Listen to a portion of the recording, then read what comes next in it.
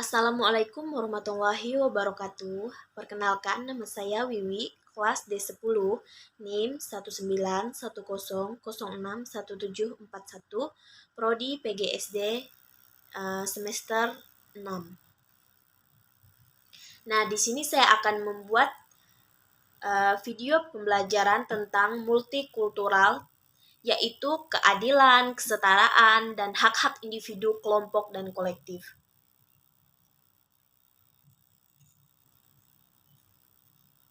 Nah, yang pertama yang akan kita bahas di sini yaitu tentang pendidikan multikultural untuk perdamaian dan keadilan. Indonesia adalah negara besar dan dihuni oleh kurang lebih 238 juta jiwa penduduk dari beragam suku, budaya, dan kepercayaan. Dengan begitu, Indonesia merupakan negara multi-etnik, multi-agama, dan multi-budaya. Dari beberapa multi tersebut, pada suatu sisi bisa menjadikan suatu kekuatan sosial dan suatu keberagaman yang indah apabila antara individu satu dengan yang lainnya saling bersinergi dan saling bekerja sama untuk membangun bangsa. Namun, sebaliknya, multikultural ini bisa menjadi pemicu adanya konflik apabila tidak dikelola dengan baik sehingga berdampak pada kehidupan bangsa yang akan menghancurkan budaya tersebut. Nah, kemudian di Indonesia, konflik terkait multikulturalisme dan pluralisme merupakan tantangan yang tengah dihadapi oleh agama-agama, suku, adat, dan budaya, mengingat semua hal tersebut muncul dari lingkungan yang plural. Nah, berbagai gerakan kelompok dan golongan baru muncul dan sering menjadi sebab timbulnya beberapa konflik yang saling mengunggulkan kebenaran dan kepentingan kelompok masing-masing. Tujuan pendidikan salah satunya yaitu tidak mengenal kelas sosial dan juga tidak membeda-bedakan, karena pendidikan multikultural merupakan suatu sistem pendidikan yang berupaya untuk meredam adanya kesenjangan sosial dan kecemburuan sosial dengan cara mengenal serta sosialisasikan salah satu orientasi yakni kebersamaan.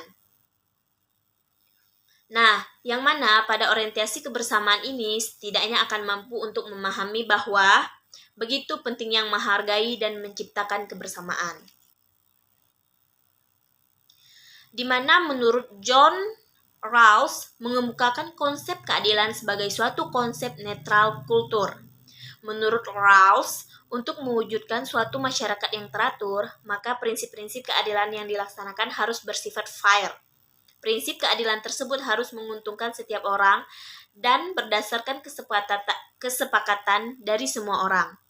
Untuk itu, Rawls mengandaikan suatu posisi ditandai dengan kebebasan, kebersamaan, dan rasionalitas orang-orang yang ada di dalam dan diselubungi oleh suatu ketidaktahuan terhadap hal-hal spesifik, kecuali hak-hak yang bersifat umum. Nah, dengan demikian, mereka dapat berpikir secara objektif, berpikir untuk menguntungkan semua orang, untuk kebebasan dan kerjasama di antara semua pihak dalam masyarakat. Nah, di sini kita lanjut ke berikutnya, yaitu pedagogi kesetaraan antara manusia. Nah, kemudian kebudayaan berkaitan dengan kehidupan yang nyata. Kelompok-kelompok etnis yang tersisihkan disebabkan karena sikap yang tidak adil di dalam masyarakat. Oleh karena itu, diperlukan pedagogik yang memperhatikan antara lain kelompok-kelompok masyarakat miskin yang tidak memperoleh kesempatan yang sama dengan kelompok anak-anak dari golongan menengah atau golongan atas, yang sekiranya kelompok tersebut adalah kelompok orang-orang yang mampu. Nah, sehingga dari kelompok-kelompok tersebut dapat disatukan menjadi sama rata, sehingga tidak ada berpandang antara kelompok yang rendah atau kelompok miskin dan juga kelompok yang menengah atau kelompok atas. Nah, jadi semua kelompok ini dalam kebudayaan harus disamaratakan tanpa membeda-bedakan suatu kelompok.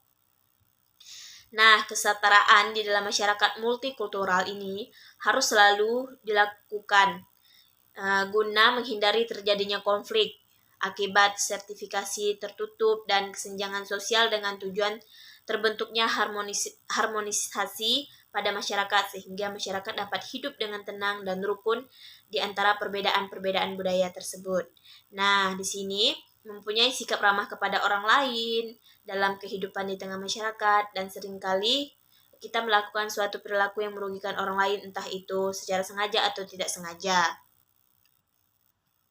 Dan juga yang dapat kita lakukan di masyarakat dalam dunia kebudayaan yaitu yang pertama menghormati keanekaragaman yang ada di masyarakat. Pada dasarnya manusia tidak hidup sendiri dan selalu akan membutuhkan orang lain di sekelilingnya. Dengan adanya keanekaragaman tersebut, maka diperlukan sikap saling menghormati dan menghargai antara satu dengan yang lain, sehingga masyarakat dapat hidup dengan damai dan juga dapat terciptanya harmonisasi sosial. Kemudian, hak-hak individu dalam multikultural. Di mana hak-hak individu ini berdasarkan pasal 1 ayat 3 Undang-Undang Dasar 1945 menerangkan bahwa negara Indonesia adalah negara hukum. Konsekuensi sebagai negara hukum adalah setiap warga negara terikat dengan peraturan undang-undang yang berlaku. Yang dimaksud dengan negara hukum secara umum adalah bahwa kekuasaan negara dibatasi oleh hukum dalam arti bahwa segala sikap, tingkah laku, dan perbuatan baik dilakukan oleh para penguasa atau aparatur negara maupun dilakukan oleh para warga negara harus berdasarkan atas hukum. Nah, kemudian kolektif dalam multikultural. Kolektif adalah sekumpulan pribadi yang bekerja sama untuk tujuan tertentu tanpa adanya hierarki di dalamnya. Sebuah kolektif bisa merupakan kelompok yang besar ataupun kecil, berjalan dalam waktu yang singkat ataupun lama dengan keanggotaannya yang bersifat sukarela. Kelompok apapun, baik kelompok sosial atau lembaga politik yang memiliki dewan direksi, bos, manajemen, pengajar, atau bahkan presiden bukanlah sebuah kolektif. Nah, istilah kolektif ada kalanya juga dapat digunakan untuk menyebut suatu atau seluruh spesies, seperti kolektif manusia. Nah, sedangkan perpolitikan istilah kolektif adalah gaya pengambilan keputusan yang terdesentralisasi. Budaya kolektif menekankan kebutuhan dan tujuan kelompok secara keseluruhan di atas kebutuhan dan keinginan masing-masing individu. Nah, dalam budaya seperti itu, hubungan dengan anggota lain dari kelompok dan keterkaitan antara orang-orang memainkan peran sentral dan identitas setiap orang. Nah, sifat budaya kolektif yaitu di sini ada beberapa sifat budaya kolektif. Yang pertama, individu mengidentifikasi diri mereka sendiri dan hubungannya dengan orang lain. Misalnya, saya adalah anggota. Kemudian yang kedua, loyalitas kelompok dialog atau loyalitas kelompok didorong. Nah, kemudian yang ketiga, keputusan didasarkan pada apa yang terbaik untuk kelompok. Kemudian yang keempat, bekerja sebagai kelompok dan mendukung orang lain sangat penting. Kemudian yang kelima, menekankan lebih besar ditempatkan pada tujuan bersama daripada pengajaran atau tujuan individu. Kemudian hak-hak keluarga dan masyarakat lebih diutamakan daripada hak-hak individu. Kemudian dalam budaya kolektif, orang-orang akan dianggap baik jika mereka memiliki sikap yang murah hati, suka membantu, dapat diandalkan, dan memperhatikan kebutuhan orang lain. Hal ini kontras dengan budaya individualistis yang sering kali lebih menekankan pada karakteristik seperti ketegasan dan kemandirian.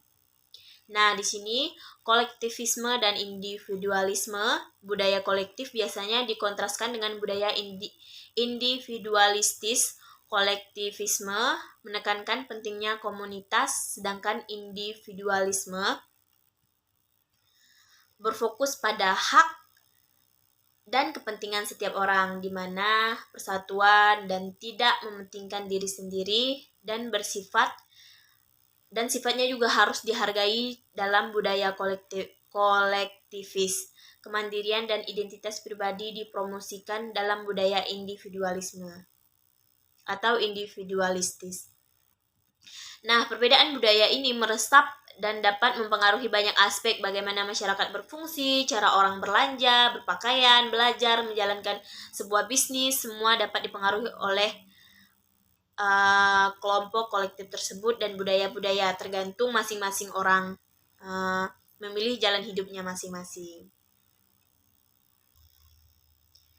Nah, itulah tadi tentang pembahasan tentang multikultural, keadilan, kesetaraan, dan hak-hak individualisme atau kelompok dan kolektif. Semoga dapat bermanfaat. Terima kasih.